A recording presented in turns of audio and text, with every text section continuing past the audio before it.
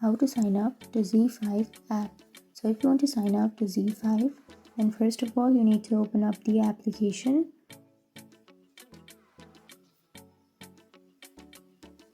And after opening, now you can simply go for more, which is on the bottom right. And then here on the upper right side, you will have login or register option on the first. Tap on that. And then you can choose your email ID or your mobile number to register. So I'll be choosing email address. And then tap on proceed. And you have to enter your first name. And then your last name.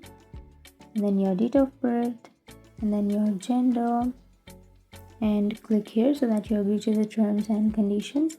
And you are 18 years older, and then tap on register, and you have to enter the 4-digit code which they have sent to your email address.